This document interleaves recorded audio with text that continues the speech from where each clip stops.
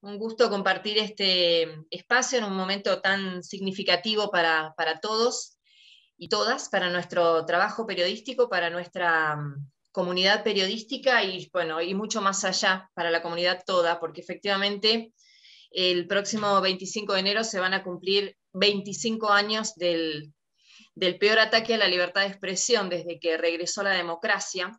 Y como efectivamente entendemos, y creo que en esto estamos todos de acuerdo, es una fecha que resuena no solo en el periodismo, ¿no? Sino en la comunidad toda. José Luis Cabezas fue secuestrado, torturado y asesinado en aquella madrugada del 25 de enero de 1997 y fue así el primer trabajador de prensa que murió a raíz de su trabajo, ni más ni menos, ¿no? Desde la vuelta de la democracia en 1983. En FOPEA hemos acompañado a lo largo de nuestra historia diferentes momentos, dándole seguimiento y acompañamiento también a todo lo que fue el proceso judicial que se desprende de este hecho tremendo. Después de aquel fatídico 25 de enero, el grito de Cabezas presente unió a toda la comunidad periodística que impávida veía como una asociación de figuras variadas ejecutaban esta perversa operación para callar. Delincuentes comunes, policías, políticos cómplices y empresarios impunes que entraban sin pedir permiso en los espacios de todos. Y en aquel momento, quizás uno de los datos, y nuestra FOPEA, que es absolutamente federal, y que refleja el periodismo en las grandes ciudades y en los pueblos más pequeños, me parece que puede reflejar bien el sentir de ese momento. No importaba dónde venías, en qué medio estabas, no había dobles lecturas ni mensajes subliminares, el rechazo fue el rechazo de todos, porque en realidad en ese momento se arrebató lo principal, que era la vida, para destruir la libertad y para destruir la expresión. Porque no solo se limitaba a lo que pretendíamos decir o mostrar, sino también que se intentaba sembrar el terror y con ello promover la autocensura, que es el peor golpe a la tarea periodística. Si algo quedó en claro es que a José Luis Cabezas lo mataron por hacer bien su trabajo. La tremenda falta que cometió fue tomar aquella imagen que sacó del anonimato a un empresario poderoso, ¿no? Alfredo Chabram. Y hacer bien el trabajo periodístico siempre molesta. El poder real, el que está y el que estaba entonces detrás del poder aparente, quedó al desnudo de la forma más miserable. Eso también mostró la dolorosa partida de José Luis. Desnudó quién ejercía el poder y qué era capaz de hacer para sostenerlo.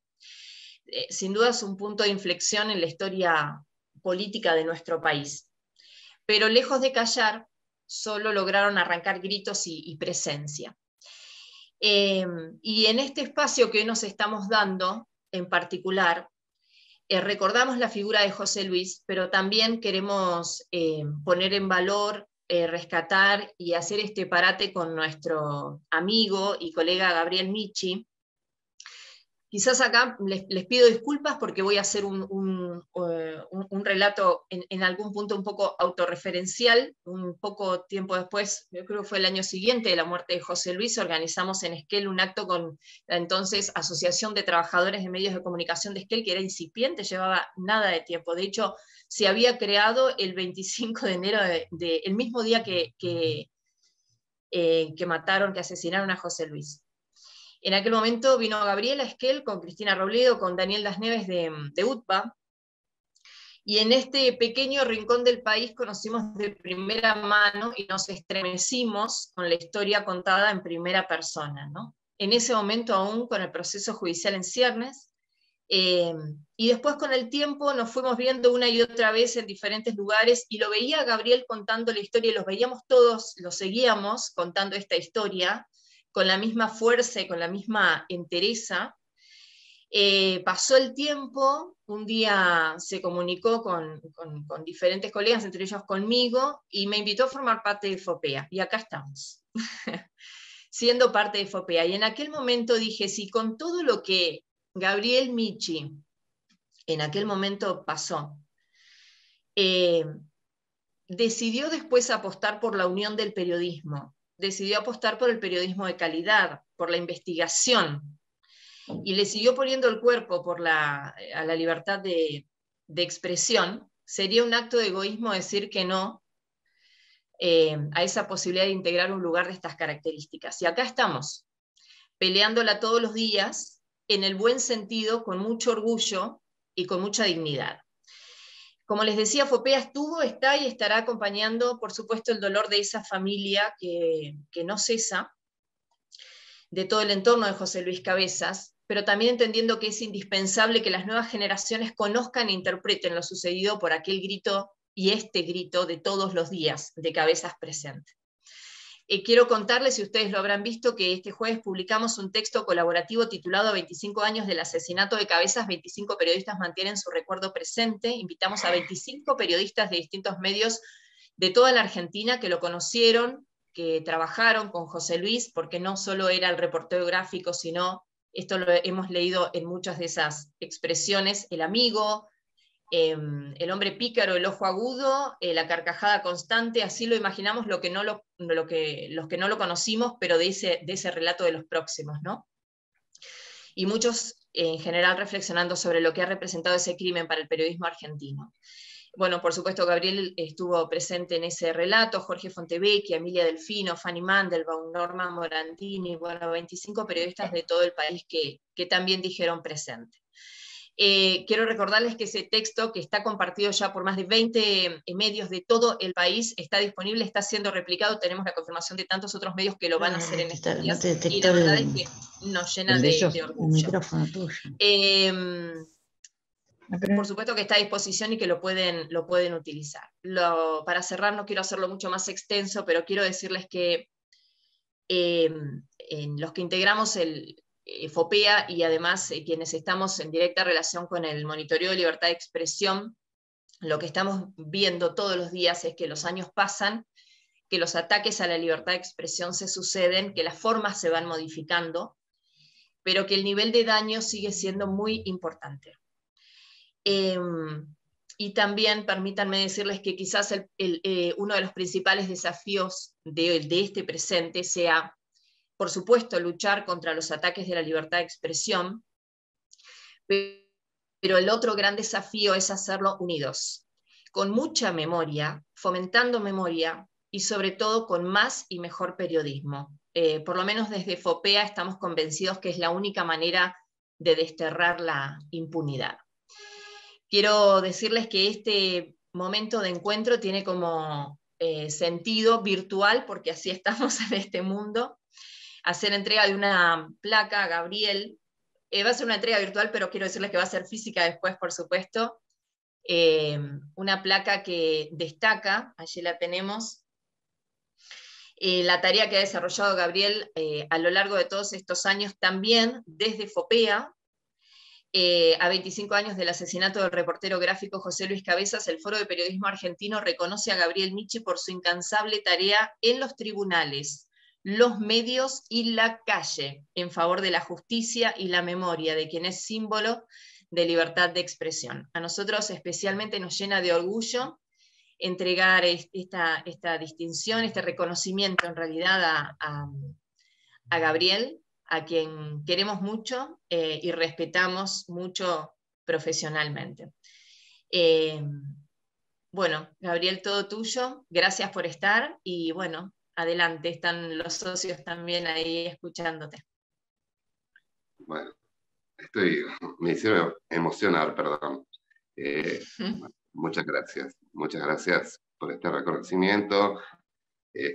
Más tiene un motivo, me emociona especialmente porque FOPEA, que es una organización a la que quiero tanto y que, bueno, me siento parte desde los inicios, y que los colegas me hagan este reconocimiento en un tema que para mí es particularmente sensible.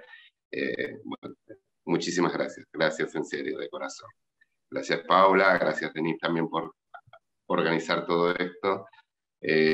Bueno, a ver, este 25 de enero es un aniversario muy particular, no solo por el número, ¿no? 25, pesa mucho, ¿no? El cuarto de siglo pesa mucho, sino también por una cuestión hasta humana, que a mí me impacta mucho por mi vínculo con José Luis y por el vínculo que establecí con la familia después del crimen. Porque el 24 de noviembre pasado nació el primer nieto de José Luis Cabezas, Rius se llama. Nació en España, de su hija Agustina, la hija mayor de José Luis.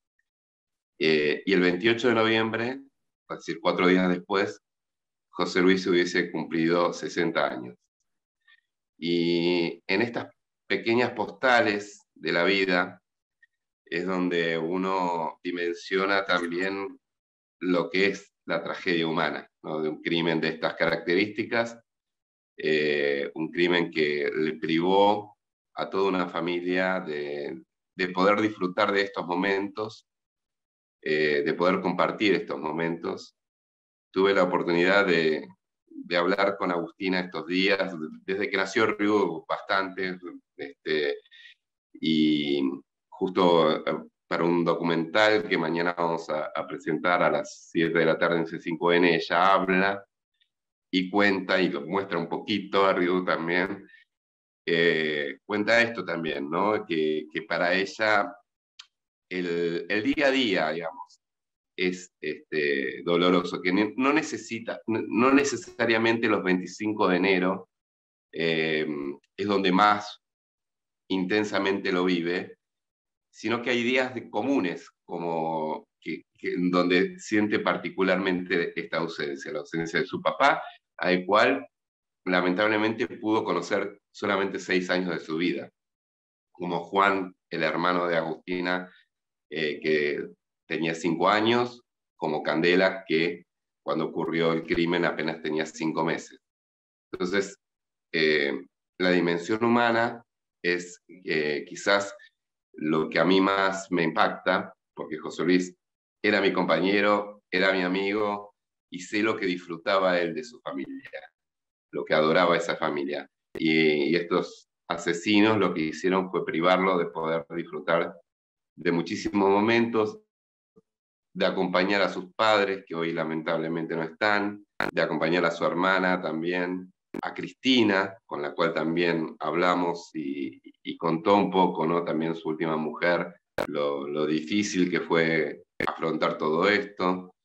Entonces, bueno, yo primero quiero marcar esto, ¿no? Lo humano, ahí vi que había algunos compañeros de noticias de aquella época, como Claudio Negrete, que también puede dar fe de esto, de una persona que era muy entrañable. José Luis era un tipo muy divertido, disfrutaba mucho del trabajo y disfrutaba mucho de esos momentos que uno tiene hasta de esparcimiento entre nota y nota, cuando uno está haciendo temporada.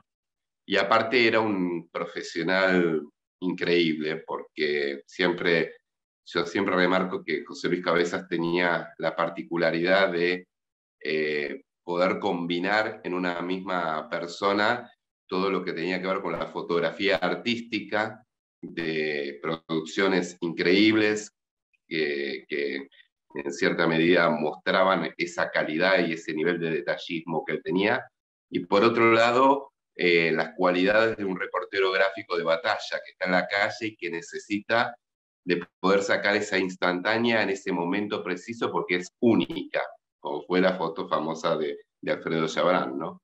Y José Luis sintetizaba esas dos cosas en una misma persona, y también tenía otra cuestión que a mí siempre me sorprendió, que en el momento, debo confesar que me hinchaba un poco, que era ese nivel de detallismo, de querer siempre una foto más. Recordemos que en esa época no existían las cámaras digitales, es decir, se usaba solamente rollos, y por lo tanto lo que se sacaba no lo sabíamos hasta que se mandaba a revelar, y él siempre quería una foto más, y convencía a los entrevistados, hasta los más díscolos de todos, de poder posar de la forma más insólita. Eso también tenía un poder de convencimiento para lograr, yo que sé, que Ernesto Sábato, que tenía un humor bastante agrio, por ser sinceros, posara con una pintura naif a sus espaldas en plena Plaza Lavalle, frente a los tribunales, o que lograra que un mega empresario como Oscar Andreani posara vestido como un cartero de su empresa, ¿no? Eso lograba José Luis con esa personalidad avasallante que tenía y el poder de convencimiento para explicarles qué era lo que buscaba con esa fotografía.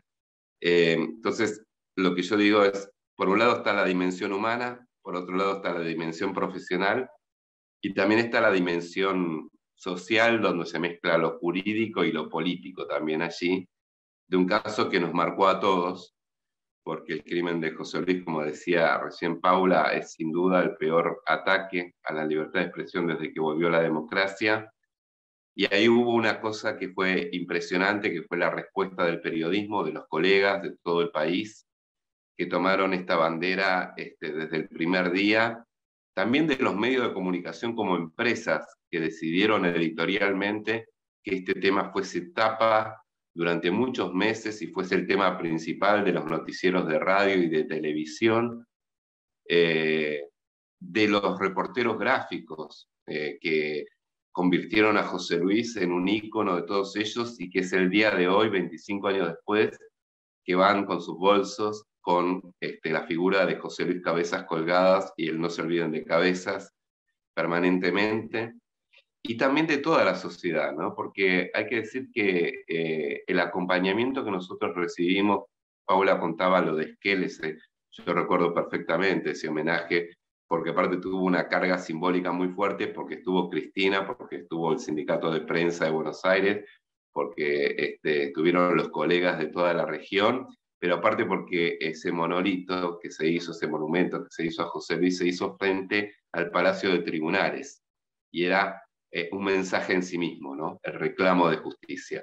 Y así como en Esquel, José Luis Cabezas, yo hice un mapa en su momento que lo compartí con todos los socios de FOPEA, con más de 70 lugares que recuerdan a José Luis Cabezas en todo el país, y que son calles, son aulas, son monumentos, son hasta barrios. Es muy impresionante. El año pasado, en el 25 de enero, yo no pude viajar a Pinamar, porque estaba con trabajo, mucho trabajo, y entonces sí estuve en un homenaje que se hizo en un barrio que se llama José Luis Cabezas, en las afueras de La Plata, un barrio muy humilde, es casi una villa miseria, digamos, pero de gente muy trabajadora, y que cuando crearon ese barrio, justo fue en el año 97, y se sintieron conmovidos estos trabajadores que nunca habían tenido ni siquiera un contacto con José Luis Cabezas ni con la revista Noticias,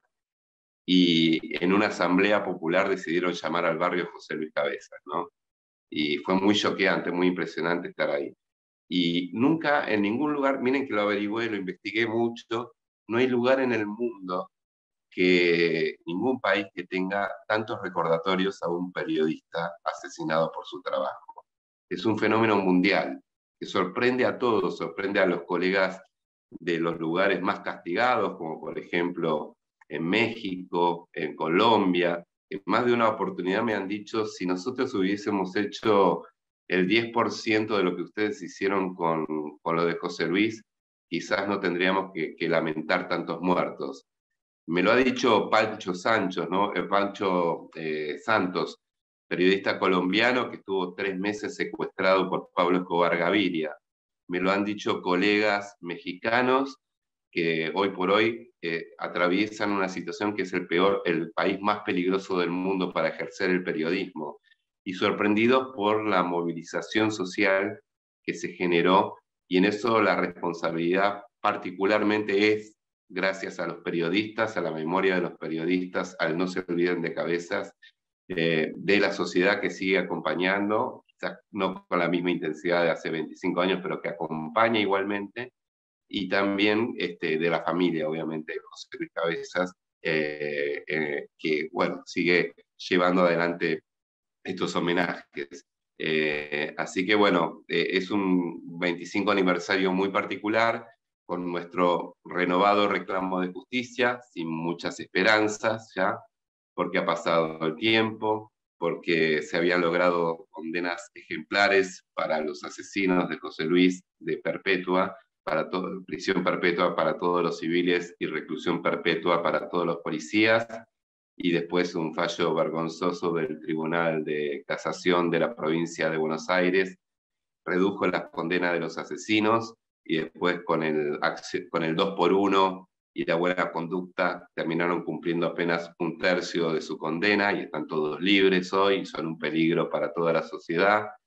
Y tenemos que lidiar junto con la familia hoy por hoy para que no le rehabiliten la matrícula como abogado a Gustavo Preyeso, el policía que asesinó a José Luis y que fue habilitado por el Colegio Público de Abogados de la Capital Federal para ejercer, pese a que los estatutos prohíben que una persona con sentencia sin terminar de cumplir, como es el caso de Preyeso, pueda ejercer el derecho, y estamos peleando para que no le rehabiliten esa matrícula. Entonces, y desde lo político, se hable también de que en lo social entra lo político. Sin duda el crimen de José Luis produjo repercusiones políticas muy fuertes. Desde mi punto de vista, y es una opinión personal, creo que por cómo se dio todo y por cómo el gobierno de Carlos Menem intentó encubrir el asesinato y proteger a su socio, que era Alfredo Chabrán, el autor intelectual del crimen de José Luis, eso tuvo un costo político para Carlos Menem, que vio impedida su posibilidad de una nueva reforma constitucional para obtener la reelección. Creo que esa fue una consecuencia política en parte de lo que fue el crimen de José Luis Cabezas.